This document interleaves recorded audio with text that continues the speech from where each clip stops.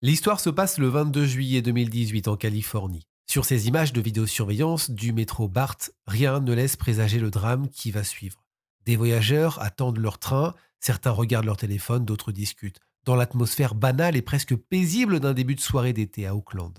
Parmi eux, trois sœurs afro-américaines venues de Concorde qui rentrent simplement chez leur père après avoir passé l'après-midi auprès d'une tante gravement malade. La plus jeune s'appelle Nia Wilson, elle a 18 ans, elle est souriante, pleine d'énergie, passionnée par la musique et la danse. Et personne ne se doute que ces images seront les dernières où on la verra en vie. Les caméras les suivent tout au long du trajet, sur le quai, à l'intérieur du métro, et très vite un détail attire l'attention. Un homme vêtu de clair, qui semble ne pas les quitter des yeux et qui monte dans le même wagon. Il reste à quelques mètres seulement de Nia pendant tout le trajet. À 21h38, les trois sœurs descendent à la station MacArthur pour changer de train. Elles traversent le quai sans se presser, convaincues d'être en sécurité dans un lieu public bondé. Derrière elles, l'homme enlève sa capuche, retire ses lunettes de soleil, glisse la main dans sa chaussette et en sort un couteau. En quelques secondes à peine, tout bascule. Nia est poignardée à deux reprises au cou. Sa sœur Laetifa est gravement blessée en tentant de la protéger.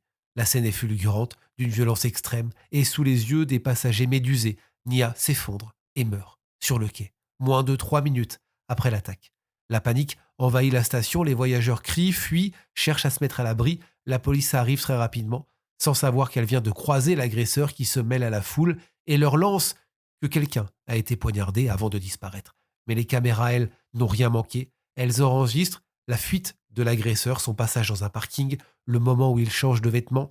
Il jette ses affaires, tente d'effacer toute trace de son crime. Grâce à ces images, l'homme est identifié. Il s'appelle John Lee Cowell, 27 ans, un individu au lourd passé judiciaire, récemment sorti de prison.